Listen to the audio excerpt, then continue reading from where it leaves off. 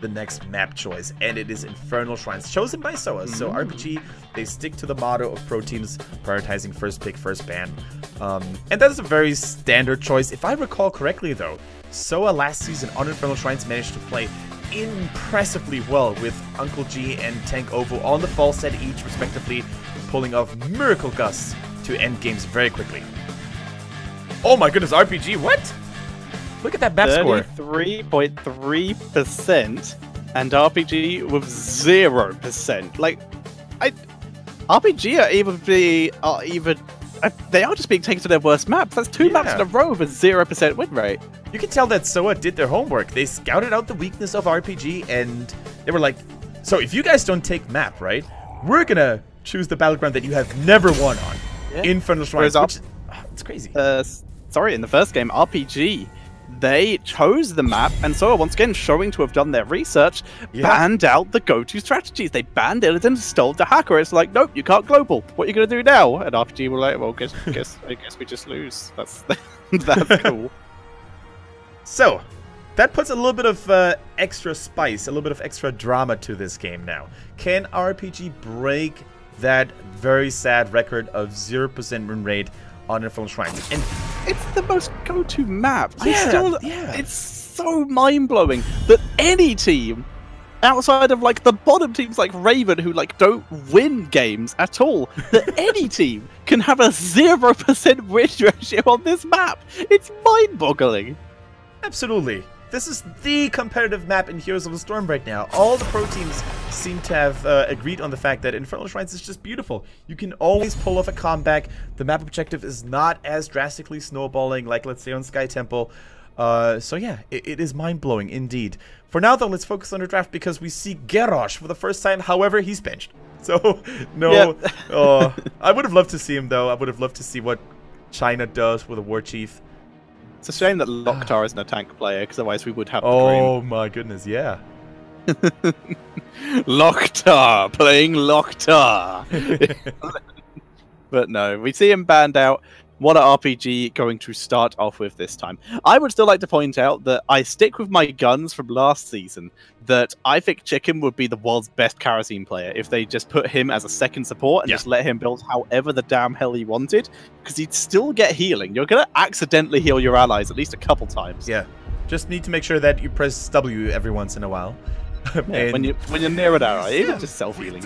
Exactly. Now though, Loktar's pick. So, TY here, one of the new members. On the bottom left, you can see him. And Uther being locked in very early on. Is Faye going to go back on the support role, or is Uncle G once again going to take over? Very, very interesting to see that for sure. And they stick to their guns. Uther and Ubrek, it worked so well for them last game. The stun into stun CC chain combo. Why would they change it up? I mean, it works on Infernal Shrine as well, so never change a winning team, I guess. Yeah, we're playing on the life patch, by the way, guys. Very important. Thank you for clarifying that as well. Life patch with the nerfs to the likes of Illidan, Uther, and Oriel. Really, really cool to see that. That it is. Very cool to see indeed. So like you can see, Garrosh is allowed. All these nerfs are in effect. We saw it on the RL in the first game of today. Those slight issues. She has dropped down at all. They did buff Resurrect, so the likelihood goes up again for me to tick that off my list. We have yet to see it end. For those of you guys who are watching HGC China for the first time, Tetra and I, or should I say Tetra in this specific case, has a list of weird things we have yet to see in HGC China, because HGC China, they like to surprise us every now and then with exotic hero picks, exotic talent choices. So there's a couple of heroes that have yet to be pulled out, like the Rexar, for example, if I'm not mistaken. Yeah, hang on, I'm scrolling down to find it. Rexar's definitely on it, I know that much. But yeah, we do see Chicken's hero being selected this time, and they're going a lot safer here, going with the Dahaka. Yep, Dahaka, solid shrine control, solid soaking. If you manage to successfully get the Punisher, or even if you don't, you can always have this guy in one of the side lanes, providing a little bit of additional XP soak, only to arrive, and the team needs him.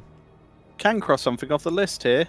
Stukov was on the list. They hadn't played him up to that point because they ended basically before he was properly allowed, I think. 'Cause he was properly allowed at Eastern Clash. So, yeah, Stukov gone. Otherwise, I think we're still good for most of these. Kerrigan Ultralisk, Raid of Destruction, Longboat Raid, Furnace Blast, Guillotine, Polybomb. Guillotine has a chance. Polybomb, Pyroblast, Reverse Amp, Ultimate Army Minions thing from Asmodan, Shadow Assault, Null Gate, Lava Wave, Monstrosity, Possession, Graviton Surge, and Rexar. Rexar the only hero that's still on here. There we go. Every other hero that we predicted has been played. That includes heroes like Gazlo and Nova, ladies and gentlemen. That's how crazy China can get if you let them. Speaking of the Longboat Raid, it was used during the Western Clash, if my memory doesn't deceive me, wasn't it? I think Team Liquid did use it and lost terribly. I think so. Yeah. Yeah. Speaking of the Eastern Clash, though, the Asian equivalent of the Western Clash, you were probably able to follow it. I was in Canada on vacation, so I only get to watch tiny bits of it. And CE, the only team from China to really make it far into the tournament, did look really well, didn't they? Yes, they did. CE definitely the strongest non-Korean team at the Eastern Clash, and they were running a sub. So, yeah, fantastic to see. Their sub also brilliant job. Really nice work there. As opposed to SPT's substitute, because why? Why again?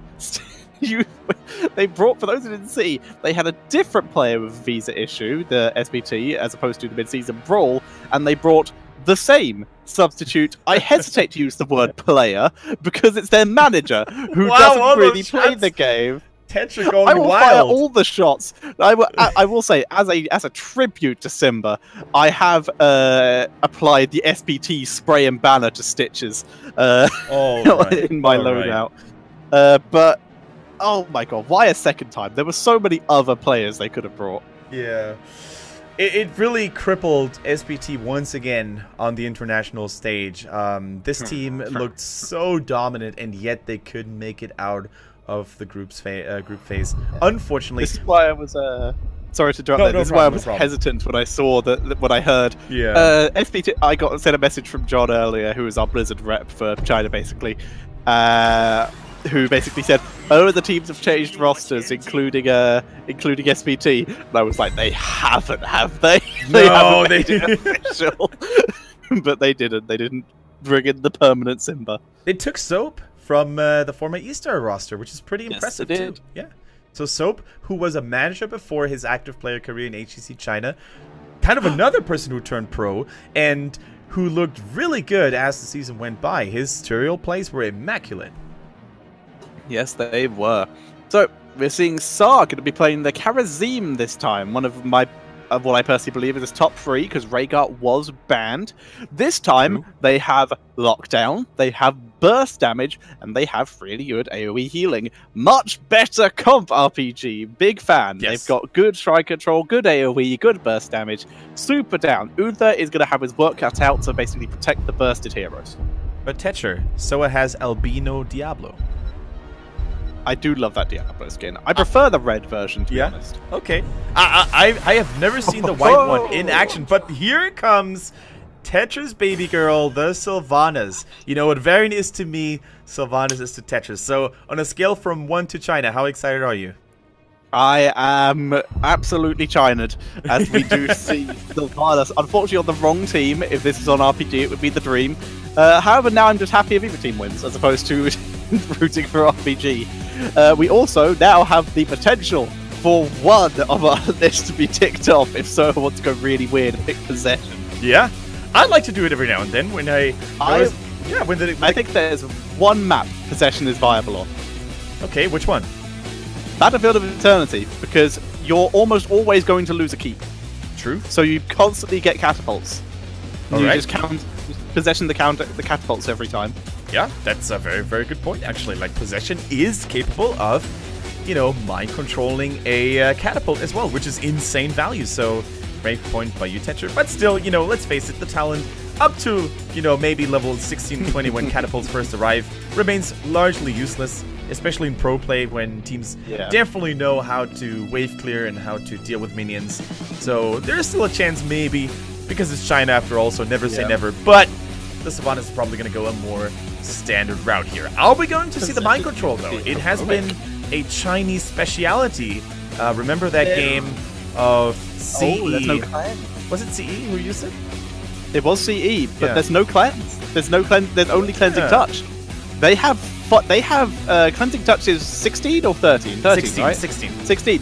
They would have 6 levels if they hit level 10 at the same time. They would have 6 levels of uncleansable mind controls if they went for that. That's very true. But we have to remember that Wailing Arrow will be against a Karazim healer where everyone has to group up. Oh yeah, absolutely. Just as good. The silence, that is. So once again, we're getting deployed to the battlefield here. This time it is the Infernal Shrines in the left-hand side in the blue colors. Once again, SOA currently leading 1-0 with Faye on the Anub'arak, Uncle G on Uther, TY on the Sylvanas, Spark BZ on the main tank, and of course, last but not least, we have Tychus here as well by Folly. And on the right-hand side, it's RPG, Chicken on Dahaka, Wang on Muradin, Sa on Karazim, Infinity on Lunara, and Loktar on the Greymane. Loktar Ogar. So, technically speaking, Loktar's nickname is Victory in Orcish, isn't it? Yes. There we go. My Orcish isn't really that rusty. I need to speak a little bit of Orcish, of course, because I need to understand what the enemy is saying.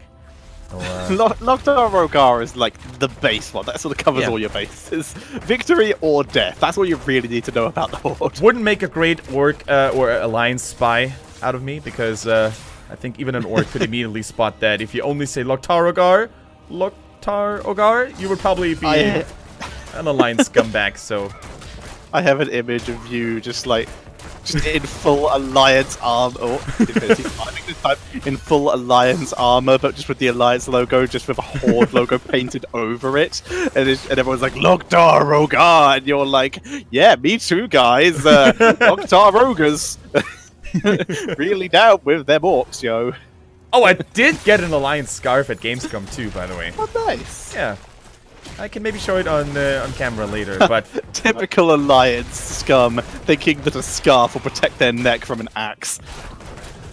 Well, you know, we don't even need any armor, because the Horde has deteriorated so much in 2017, they don't even touch us anymore. Those days are over. What is not over, though, is the fact that Sylvanas is in trouble using her wave to get out of harm's way. Uther's on cooldown. There we go. No more healing. And looks like Anub'arak might follow suit. Yep. See you later, buddy. Yep. 2 kills. RPG. Already infinitely more kills than last game as the objective begins to spawn. So, I mean, losing 2 heroes is not the biggest of deals early on, right? But SOA, aka SOA, aka start all over again.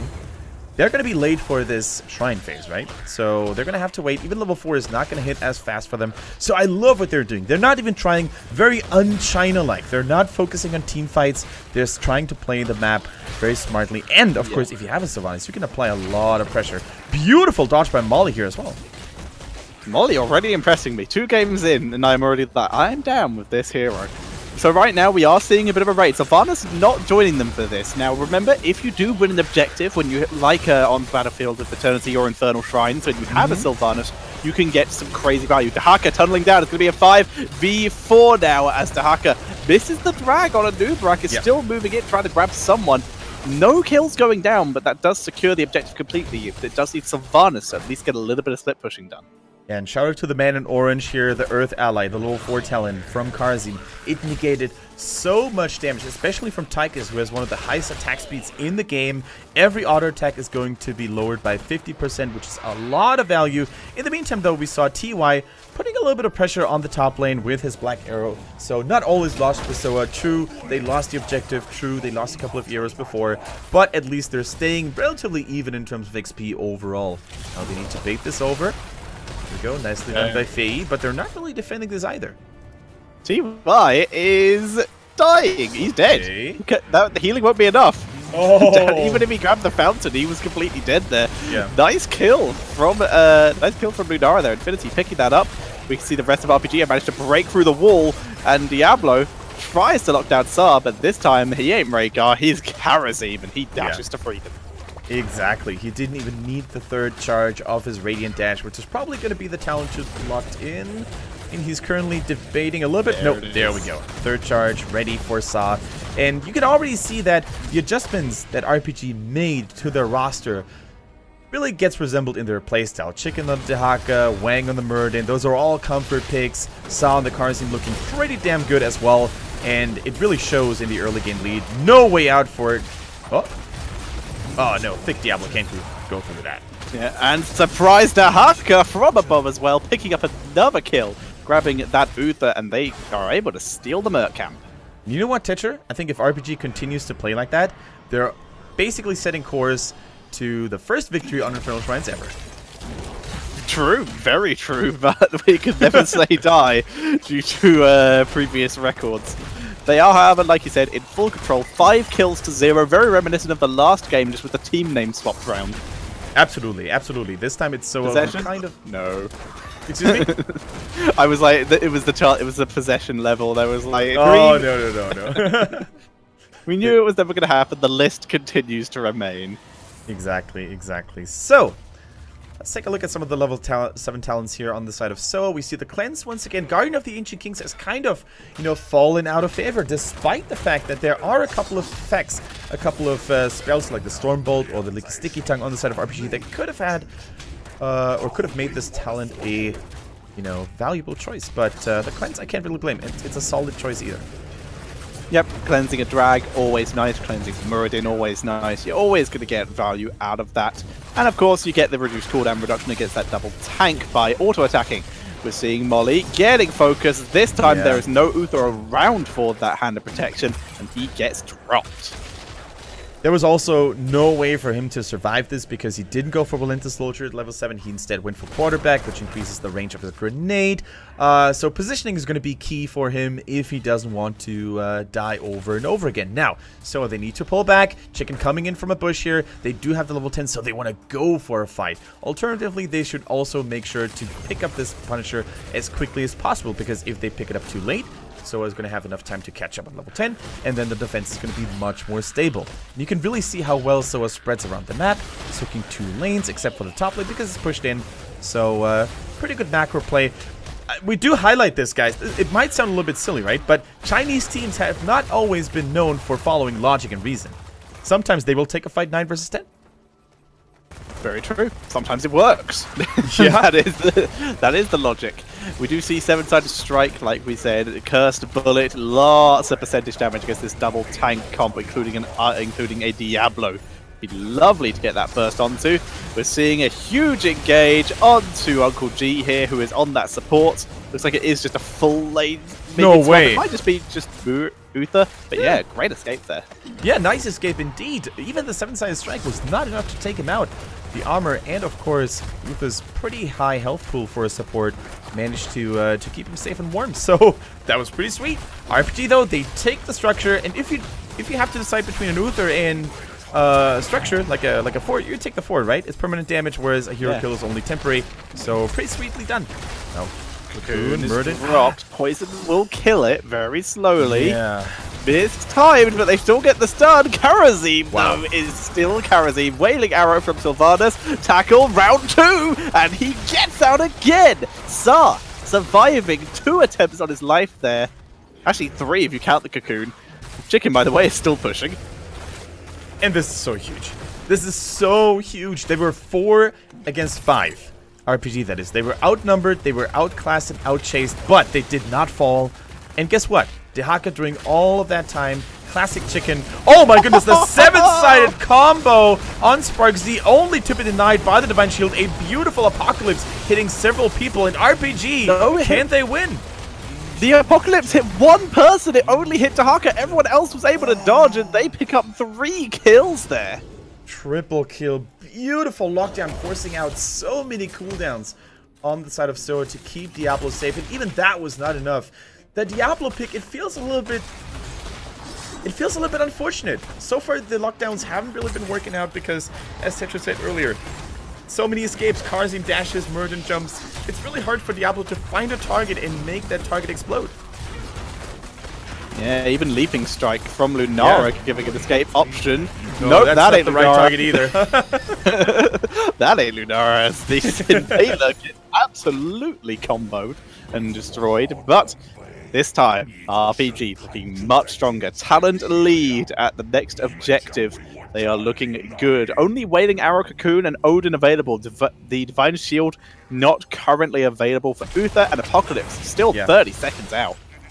And you have to wonder, RPG, why did you not go for a similar team comp on Warhead Junction? Why did you try this experiment with Turiel and what else did they have? Rhaegar that did not really work. Why didn't you go full aggressive right off the get-go? This is a totally different RPG. Even with the exact same composition and just taking Judgment might have been a completely different game. There's the Cocoon being dropped very early. Chicken trying to get the damage. Sylvanas gets wrecked. Cocoon is popped. They turn onto the Nubarak here. And SmartBZ actually just killed a Nubarak by walking out of that 7-side strike. But he needs to try and escape himself here. And now they're looking. Anyone else, Tychus would be delicious. Uther would be nice. Karaziv will pick up Tychus here. And they were able to pick... Yeah, they've got everything. Because they don't have his Diablo, and he's under fort here. Yeah, they don't even care about Diablo. They basically make sure that they do not die in a reckless engage under the fort. Instead, they focus on pushing with the Punisher here. It's an arcane one, the most powerful one when it comes to team fighting and sieging up, because those arcane turns on the ground. They will zone out enemy buildings, or enemy heroes. Can't really zone out buildings, but enemy heroes very nicely. Would be nice, though, if the keep just unrooted itself and be like, nope, I'm not getting hit by that anymore. An ambitious 7-sided strike by SOA. They base SmartBZ in really, really far. Cursed Bullet is dropped. Lots of poison. Muradin over the wall. Misses the Storm Bolt, though. They're not able to grab SmartBZ this time, who grabs a lot of healing thanks to his level 1 talent. Yeah.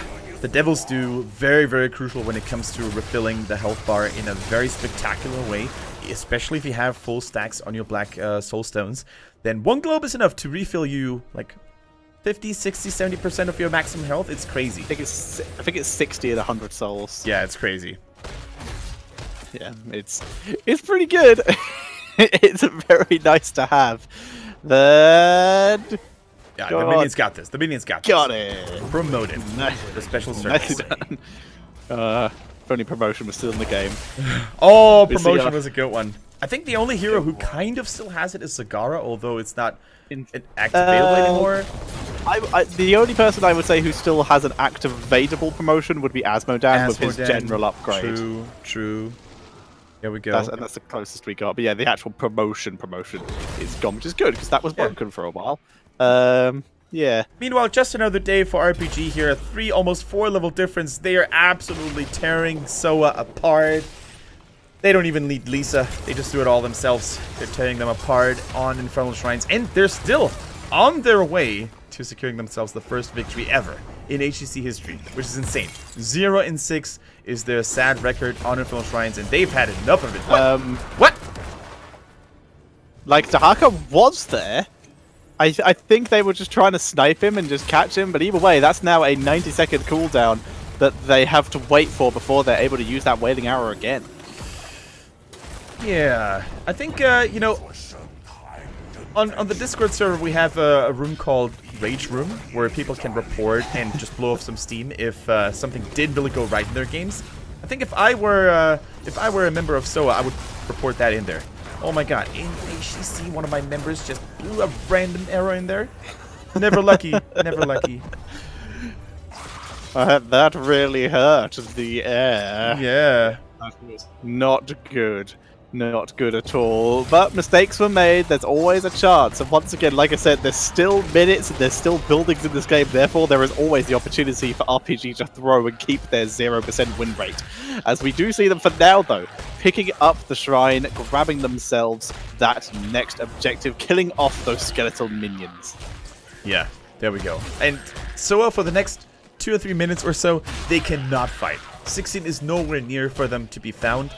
They need to push in something while RPG has at least 1 or 2 members busy. clearing the skeletons off the shrine. But of course, RPG, they know about it. They know about it. They only let Greymane do this. That's a successful invade here, and they can use this numbers advantage. Why on Lunara, though? Lunara was the only target to maybe break down immediately. They should have maybe used it on Karazim, but Wang holding his ground on the platform, still holding it. He's holding seven-sided, catching the edges of the Diablo and the Tychus here. Tychus still alive though, but Lunara from over the wall using that Star Spear at level 60, getting the extra rage, and it is a massacre.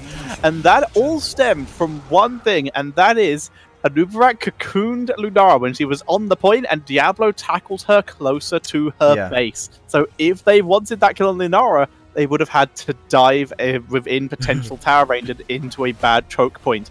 The anti-synergy from the two heroes completely shut SOA down. Exactly. Very, very well said, Tetra. And once again, this was one of our classic China moments where a team goes all in for no apparent reason, right? I mean, SOA, they tried to make a play here, but the moment they saw, we can't kill either, like, Lunara nor the Karazim, we need to pull back because we can still stay in the game, but if we all die now, our chances of stabilizing and coming back into the game are diminishing even more. It's just, they should have pulled back, they should have gone for the bottom lane maybe, get some more towers, get some more forwards, but there was no reason for them to really go all in on this mercenary camp. Or am I being a little bit too harsh on them? What do you think? No, I think that was a bad idea. Yeah. Like, they were a talented down. They kind of had to do something. I just don't think that was it. That was too risky. They didn't have Wailing Arrow. Diablo looking for a potential play. In comes RPG for a dive pre-20, but there's still a time ahead even though they are pre-20. Looking for Ty, who gets Divine Shield, is staying alive. Cocoon is dropped. Trying to turn it around, but seven-sided picks up the kill. And they are rocking it. Wow. Down goes Faye. Uncle G dropping low, but he will survive thanks to his self-heal. Odin will prevent this from pushing in any further, but that's still another devastating fight by RPG. Yeah, and keep in mind that RPG can basically set up a trap anywhere on the map right now. They can even rotate and go for the middle with a massive minion and mercenary wave here. I think that is a lost cause, a lost keep as well. Beautiful Stormbolt here as well, just to zone them out by Wang. He knows he can use his tiny dwarf body to still instill a lot of fear. Now, we're going to take this tower as well. Wang actually going for the bottom lane once again. Look how much presence this Murden has. And there is no anti-tank really. Be very careful. This is reaching the point of overgreed by RPG. They're finally pulling back. They do retreat. It's just like, oh yeah, we have a 0% win rate. This might be how that happened. We're leaving. We see Epiphany coming in for Karazim, getting that those extra dashes. Crazy damage output with that wave of 100 fists plus Epiphany. Yeah, shout out to Palitime, by the way, who used Epiphany like a champ at Gamescom when playing Karazim. He actually actively stream sniped Chu and me when we were doing a game with, and we thought it was an innocent, you know, viewer team, but no, that Karazim. We were already like, who's that guy? Is he a Korean Karazim in disguise? But no, it was Palitime. And he did not exaggerate when he said his Karazim was top 10 world. He played a fantastic game. Good silence onto Muradin this time, but Avatar keeps him in it. He waits forward. Tychus is deleted here. We see Diablo dying slowly and sadly. Finally, Greymane puts him out of his misery. Not getting Mario'd, the attempt there on Ty, and he's able to juke his way to freedom. But that's still 2 kills to 0. Objective is spawning. Greymane, by the way, going for the extra percentage damage on his auto attacks in Worgen form, and then the Worgen cleave. I like it. Look at that. I do like it too. I mean, there's a couple of melee heroes in the enemy roster. You do have a massive lead, so you might as well just bring the pain even more. Because let's face it, under no circumstances in this game so far has Loktar been threatened by anyone or anything on the side of SOA, right? So you can go for the more, you know, daring, the more risky melee playstyle on the Greymane. I like it. It's a nice dominating talent when you already have a massive lead in a game. Yeah, he has poke for pre-fights and then hard damage for the actual team fights. Also, crazy shrine clear. You can see how much damage he was able to do on those shrines. And there you go, finishing it off. Looks like they're going to try and move in potentially for an end game. They've got 2 sets of sappers, 1 Punisher, 5 heroes, and Storm tier talents. This is what we call a end game scenario, and also words that I'm not allowed to say on this show. Lunara they blow her up! combo, but the contagion, that spreading silence on the isolation by Dahaka kills everyone, and that is an easy GG by RPG, and they bring the score to 1-1. That's 2 1-1s, Kendrick. Yeah, Dahaka's like, oh, Sylvanas, you got an AoE silence? Let me show you how it's really done. Beautifully done by Dahaka for sure, and an easy victory by RPG. I think there was only a single kill throughout the entire game on the side of SOA, and it is amazing how teams can look so differently from game 1 to game 2. RPG finally finding back into their old shape, where SOA not being able to take the momentum they had established in game 1 into game 2. God, he's a giant. Yeah. I didn't realize he was so tall. Oh my god. Yeah. Fei is actually a basketball player in disguise. Look at the giant amongst men here. Makes it even more intimidating than in the hype trailer. Agreed. It is amazing what just a little bit of CC can do for you in these kind of compositions.